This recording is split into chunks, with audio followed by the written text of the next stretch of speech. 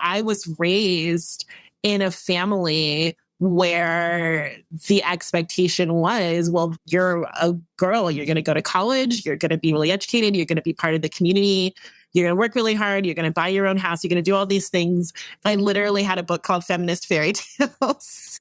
I have so many women in my life who never married or don't have children. I want people to understand you can live a really joyful, fulfilling, wonderful, single, child-free life.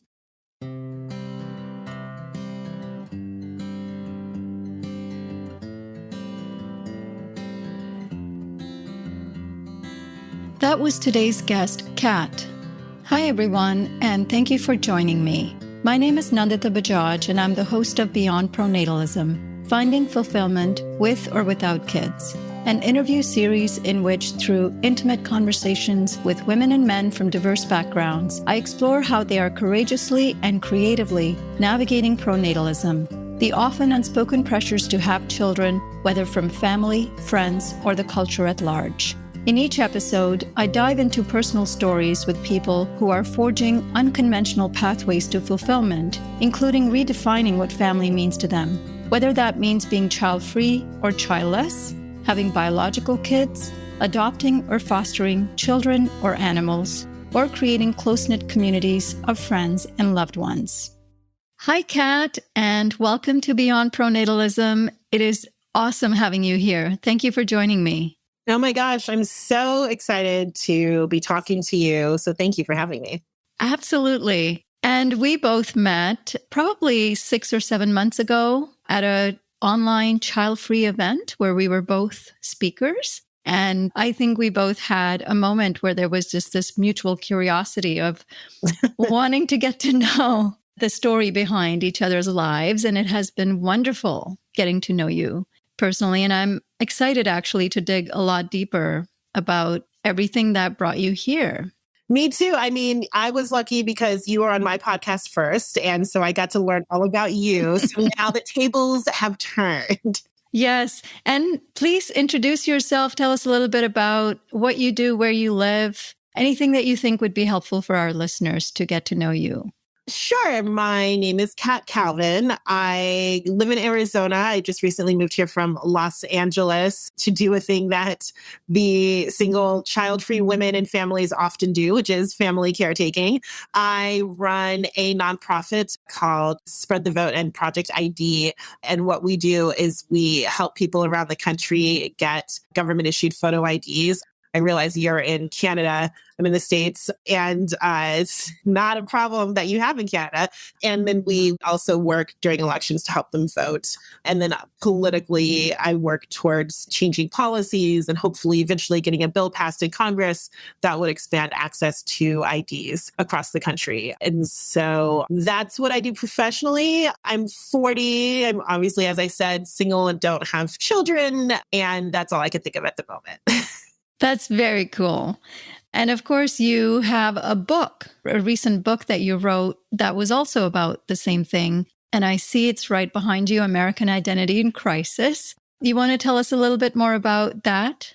Sure. Yeah, it's called American Identity in Crisis. It came out late 2023. And it's all about the ID crisis that we have in America. There are 26 million American adults who do not have photo ID, without which they can't get jobs, housing, medical care, et cetera. It's about how we ended up in this situation, which, spoilers, 9/11, and what it really looks like every day for folks who don't have ID, how our organization works with them, and ultimately what the solution to the problem is, which, spoiler, is passing my bill. So that's my book. That's the work we do. And as we mentioned, I have a podcast called Choose the Bear, which is all about mostly women, but not entirely, living single and child-free. And I can tell you that having been on the podcast and talking to you about all the wonderful things that you explore, it's a fabulous podcast, and I highly recommend people check it out. Such impressive work that you're doing, Kat. Thank you for all you do, and thank you for joining me today to share all of this with our listeners. I'd like to start by exploring what it was like for you growing up in terms of the pressures that were put on you as a young woman around fulfilling certain roles, whether it was family, community, culture, etc.? So I didn't realize until I was in my 30s how unusual my upbringing was, but my family expectations for the girls in the family, and the boys too, but it's a very matriarchal family, which is common in Black America because we lose Black men to so many things, is that you will go to college. It's not an option. I didn't even know until high school that there were people who didn't go to college. And my mother was like, well, it doesn't matter because you are. Like, you will go to college. You can go into any field that you want to, but you will use whatever field you are in to work towards the betterment of the Black community and the country. My great grandmother was Sue, actually, and became a chiropractor at the University of Chicago. My grandmother on the other side started college at 16, then got her master's degree and became a librarian. Most of the women in my family have graduate degrees, and most of the men served in the military because we have a lot of wars. So there's a lot of drafting. And even when there wasn't, I mean, I'm an Army brat. Most of the men served in the military. A lot of the women in my family served in civil service or education or whatever. But the expectation was you will get an education, you will serve the community. Nobody cares if you get married or have children. In fact, it's better if you don't get married because men will ruin your life. My great grandfather had 2 daughters and I think 4 or 5 sons. And the boys were, of course, always going off to work. There was World War II and the Korean War, et cetera. And so he decided his daughters were going to college, wouldn't let them work. They owned a farm and everything. And he sold moonshine and he sent them both to college. And my grandmother went to grad school and she had some different jobs. And when she was 29, she met my very hot grandfather and got married. And then literally like the next day got pregnant and then became pregnant until the pill was legalized after the 3rd kid. And even though he was Catholic, they immediately got the pill. But my grandmother never stopped working. She always made more money than my grandfather. And he passed away when my aunts and mom were like 13, 12, 11, and 7 or something in 1972. And my grandmother just bought a house, raised the girls, never got remarried, lived a great life, traveled the world, retired when I was born. She's retired longer than she was working, which is a thing that only the greatest generation and older boomers can do. But always just was a very independent woman. She was a community leader. You know, she did all these things. And so I was raised in a family where the expectation was, well, you're a girl, you're going to go to college, you're going to be really educated, you're going to be part of the community, you're going to work really hard, you're going to buy your own house, you're going to do all these things. And mother went to a women's college in the 70s. So literally, I think my first words were Gloria Steinem. Gloria Steinem and Mary Lyon were my whole life. Mae Jemison has been my hero since I was a little girl, and Sally Ride and like Maria Tallchief. Like, I literally had a book called Feminist Fairy Tales. And I was always raised with these stories of these women who did extraordinary things, and like Mary Lyon with the velvet back so that she could start the first college for women, which is where we went because I went to the same women's college my mother went, and et cetera. And so that was just always the expectation. And now I have done everything. I'm a lawyer. I've written a book. I'm very successful. I've bought a house. I've done everything that my family wants, except my mother is so disappointed because I haven't been on Rachel Maddow yet. And that's like the one thing. Not that I'm been married, not that I haven't had kids. She's thrilled about all that, but that is the disappointment. This is such a cool story. I think this is like maybe one of the only stories of people that I've met who actually never had to navigate pronatalism or the pressure to be married, and who have generations of examples of being an independent and self-sufficient person, and especially a woman. That is really, really neat.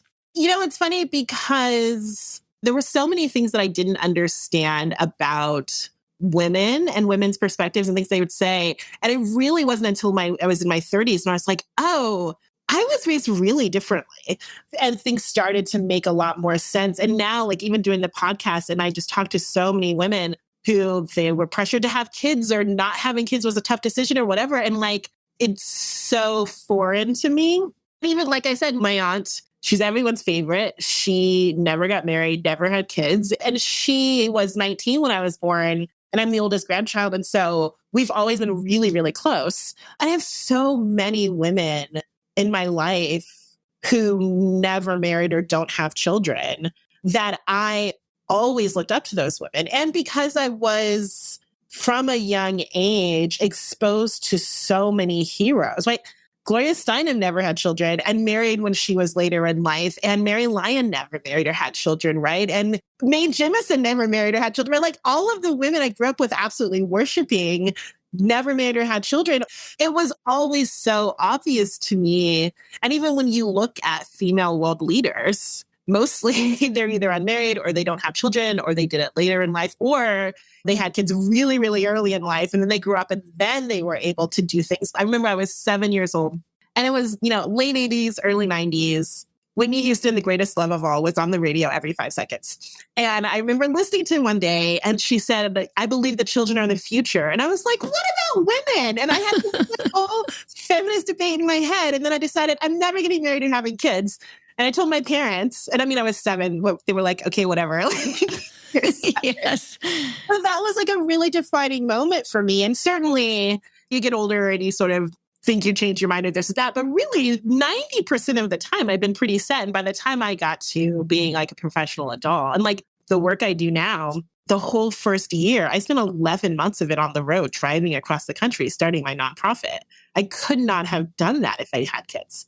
There is nothing about the work that I do now would have been possible. Even now, I can't imagine. And I have friends who like have kids and run nonprofits and they're always exhausted and stressed out. Like, I don't know how they do it because it takes up everything.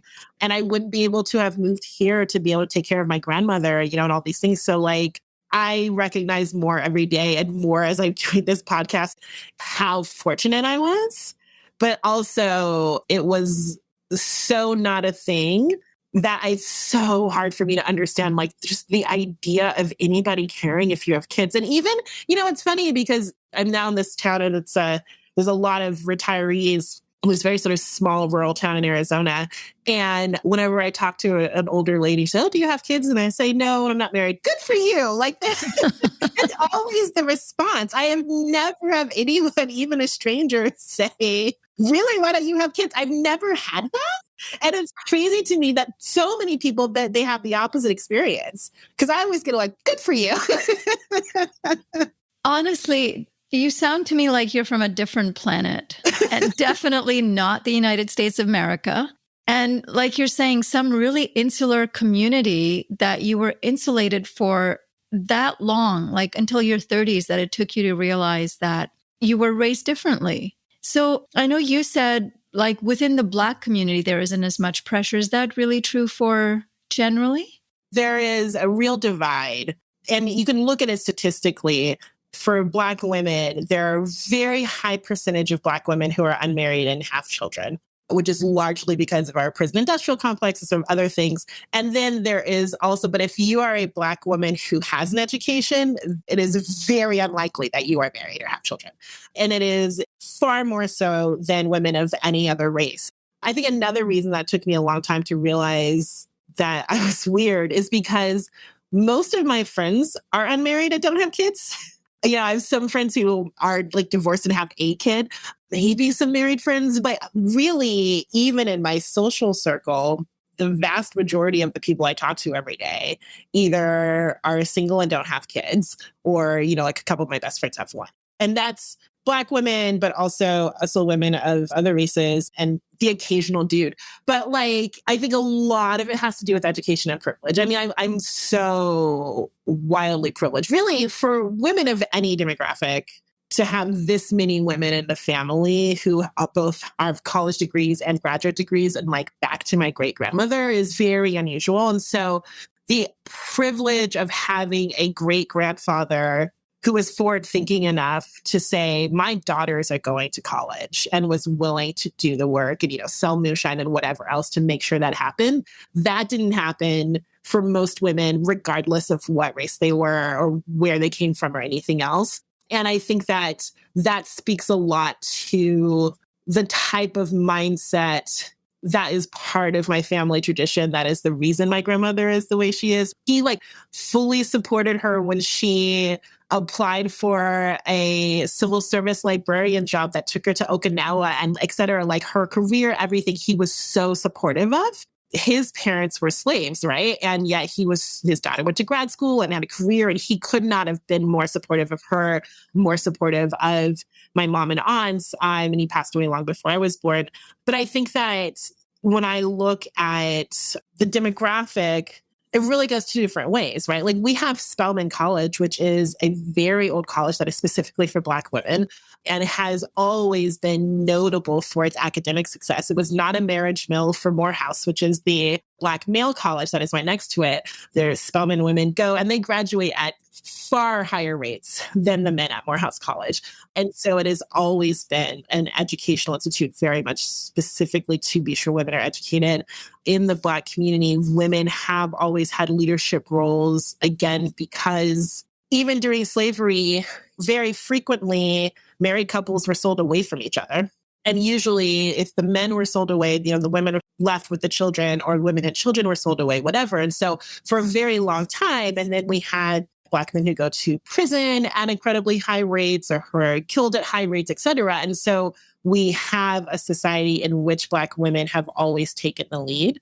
And you can always see that sort of historically. And so that leads us to go two ways. I have a lot of Black female friends who may not have as much of a sort of detached family as mine of like, we really don't care if you get married or not, but who don't put a lot of pressure, who like education is really important and it's understood and expected that, their Black girls will be very successful because we have that. But there is also a side, which I think follows a lot of the same mindset as a lot of Jewish communities have around, well, you have to have more brown babies because there aren't a lot of us. We're also, I think people don't realize how small a percentage of the country we are. We're really only about 11 to 13%, depending on what census you look at. We're loud and we're very active and we're very visible leaders. And so people think there are a lot more of us in this country than there actually are. And then when you add interracial marriage and educated Black women not having children, et cetera, we're getting smaller and smaller. And so there is also that perspective of, well, you have to have more Black babies because there aren't a lot of us. So I think it can go two really different ways. Right. And since you didn't have all of this pressure surrounding you of like the expectation to fulfill a certain role, did you personally ever think about taking the path not taken by the women in your family? Of finding a partner, getting married, or having kids? I can't think of a time when I've wanted children ever. So the thing that I've always said, I don't date. I've never been on the apps except to laugh with my friends when they're swiping. I don't pursue relationships at all. What I always say is, I love my life. I have so much to do. I have so much to pursue and work and et cetera. I could not be less interested. And by the time you're 40, you've seen your friends go through and deal with horrors and stupidity and danger. And I mean, just the amount of violence and abuse and assault that I've seen. And I'm just like not interested, but like I value myself and my life and my happiness so much more that I value the hope of a relationship, right? And I don't want to waste my time looking for a thing that is statistically wildly unlikely to happen, and that all of the time and energy and money that I spend in that pursuit is probably just going to be miserable, and that's not worth it to me. And even, I have so many friends who are like happily married, but they still end up they're doing 90% of the child work. They're doing 90% of the housework. They're exhausted all the time. And I'm like, this is a happy marriage? I just think that it's such a great example for how people could be raised and could grow up in a kind of culture where that degree of freedom is afforded, where people can actually escape a lot of the nonsense that this misogynist, pronatalist culture puts on people, especially on women. I think, too, it's valuable to remember, like, there are also boys in the family, and they were all raised in the same culture. They also expect that women can do all of these things because they were raised by these women in this same family. And so I think that it lifts all of us to raise children of all genders to see like, oh, we just have the same expectation. And I just think if we raised everybody like that, because one of the questions I constantly have that I just don't understand, men have mothers. And I don't understand how you can hate women so much unless you hate your mother. Like, you've got a grandmother, you have a sister. How do you hate women so much?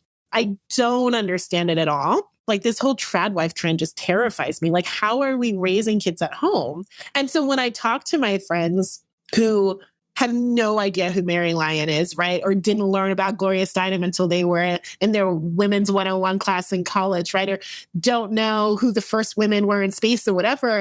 And I'm like, this explains so much about your lack of confidence and your lack of belief, et cetera, because you weren't raised learning about all of these women in history or even who were doing things at the time that you were alive who should have served as great inspirations for you and who should have shown you women can be all of these things. And look, most of these women don't have kids and aren't married. That's not actually mandatory. So Marian Anderson was this very, very famous Black singer in the 20s, 30s, 40s, something.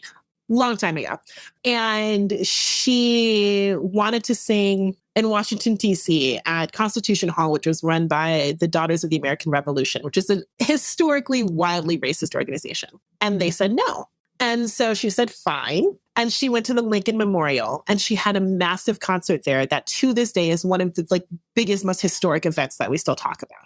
But like, again, when I say for Black women, when you look at like why we tend to be so much more assertive and why we are much more representative in culture than our numbers would indicate that we should be, et cetera. It's because those were our examples. It was Marian Anderson and it was Fannie Lou Hamer and it was Diane Nash. It was all of these women who had no choice but to stand up, right? Or in the case of Rosa Parks, sit down. And that was the example that we had. And so that's how I grew up. That's how a lot of us grew up. And it's the same thing where I've had several friends who are Asian women say, God, I wish I'd been raised like you because I was raised by my Japanese parents. And I was supposed to just sit there and shut up. And you see the difference. And if every girl and boy had feminist fairy tales growing up and had parents who told them about great women as well as great men, we'd see very different women and men. We wouldn't have this trad wife trend for one thing. And the misogyny would be so much lower. And I just don't understand why men hate women this much. What are we still doing? How does this misogyny still exist? I don't understand it. I didn't download TikTok until COVID when I was bored at home like everybody else. And I was like, what's this thing? What are kids doing now? And I saw all of these videos from all over the world of these girls saying like, oh, I just want to live the soft life and this and that. And I was like, what is happening? And then that turned into this like rise of the trad wives and all these things. And I was just watching it like, why are these 20-year-old girls saying they just want to be a stay-at-home girlfriend? What is happening? And it was so shocking to me. And the reason that Project 2025 and Germany's terrifying move to the right and whatever's happening in the UK right now, et cetera, reason all of those things worry me is because the way for them has been softened by this social media movement that has been for years giving men wildly misogynistic messages. I know several people whose husbands have so completely changed their personalities after starting to listen to Joe Rogan that they've had to divorce them. Like, that become absolutely horrible men from listening to a podcast, right? And we see women and young girls particularly on this path. And so that's what worries me, because it's like, oh, well, the way's been softened. So now we can have all of these right-wing politicians gaining power in all of these different countries. And these kids aren't going to fight it. And it's usually children who lead the revolutions, right? It's always young people, but they're not going to fight it because they've been softened by social media and YouTube and podcasts, et cetera. And that's what scares me. Yeah, well captured, well said. And as we're kind of coming to the end of the conversation, you've talked so much already about what it has meant for you to have the liberty and the freedom to be able to live out your life as a single child-free person. Are there any final thoughts you'd like to share in terms of where you are today? And what has it meant for you to be able to live out a life that is not freely available to most people? It's funny. When I talk to my friends, a lot of times they'll say like, oh, thank God I don't have kids. And sometimes it's that you're sleeping in on a Saturday or starting this awesome new project. Like I just got this new fellowship that I'm really excited about. It's going to require a lot of regular travel to Virginia, which is pretty far. Again, if I had kids, I could never do that. But there's also, other things like I'm a Broadway geek. I majored in theater. I love Hadestown. The original Broadway cast is doing a limited run on the West End. I saw it on Instagram and they were opening up tickets the next day. And I swear it was like buying Taylor Swift tickets. The next morning, I was up early because it was like whatever England time. It was like, early in Arizona time. And on the waiting list for hours in the queue, whatever, I swear, one of the last tickets. And then I was like, oh, I guess I'm going to London next month, right? And I have two friends who are single and don't have kids who will be in London randomly, right? And like, now I have this like vacation coming up, super random, not a thing that you can do if you have like kids or husband or whatever. But I'm going to go see the original Broadway cast of Hadestown. It's worth it. There's always just moments like that. And I think for anyone who questions or worries about, will I regret not having kids or will I be lonely or whatever, there are just constantly moments like that when you're just like, oh, I get to do this awesome thing, or, oh, I get to sleep in, or like, I love video games. And someday Zelda Echoes of Wisdom came out. I was like, I'm taking today off. I'm just playing Zelda all day, right? But it also, when you're older, because I know the other thing that people get all the time, which is, who's going to take care of you? Because apparently children are just around to take care of you when you're old. My grandmother's 94. She just, in October, had an issue. We took her to the emergency room and then she wasn't home for 2.5 months. So I spent 2 months in this freaking nursing home watching Murder, She Wrote and try to get my grandmother to go for a walk. And I walked through the hallways of that recovery ward every single day. And it was rare that anyone in any of the other rooms ever had even a visitor. And I can guarantee you the majority of the people in that ward have children, have grandchildren, probably great-grandchildren. And they were always alone. And we would hear sometimes people shouting from rooms, help, help, help, right? Or whatever. And there's never anyone there.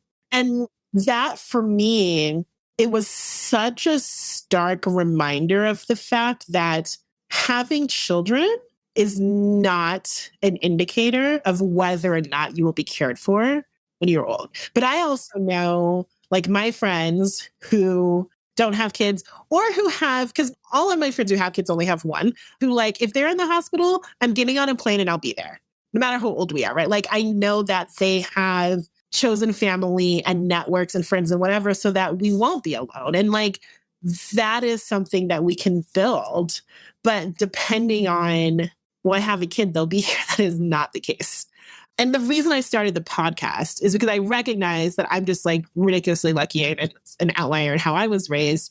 And I want people to understand, A, that it can be so joyful to live alone, to not have children, if that's what you want. If you don't, fine. Although, there's climate change and stuff, so maybe think about it. But like, if you do and you're feeling pressure and whatever, that I want people to hear examples of just like people, particularly women, because we face the most pressure, just living joyful lives. There's this new group in LA that I love, and it's called Parallel, and it's a social group for dinks and sinks. And like, we need more of that, right? Like, we need more of people realizing it, particularly for folks who are coming from cultures and families and religions where there's a lot of pressure, that you're not alone.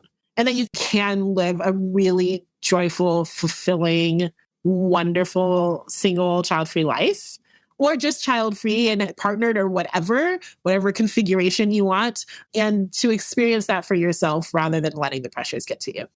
Well, that seems like such a nice message to end this episode with. I loved your contagious energy. And yeah, all the excitement of living the amazing life that you're living, sharing all of that with the rest of us. It is so beautiful to have examples like yours to see how different the scenarios can be when your circumstances of upbringing are different and freer. Kat, thank you so much for joining me today and sharing your amazing story. And thank you for all the incredible work that you're doing in the world. Well, thank you for having me. That's all for today's episode. Thank you so much for listening. What did you think of this episode? Do you have your own story you'd like to share? Check out the show notes to see how you can get in touch with me. Whether you'd like to share feedback about the show or a particular episode, or whether you'd like to join me on the show to share your own story, I'd love to hear from you. Thank you so much again for joining me today as we collectively discover and celebrate the many different pathways to fulfillment beyond pronatalism. Beyond Pronatalism is brought to you by Population Balance, the only nonprofit organization advancing ecological and reproductive justice by confronting pronatalism. This podcast is produced and hosted by me, Nandita Bajaj, with the support of my production team, Josh Wild and Alan Ware.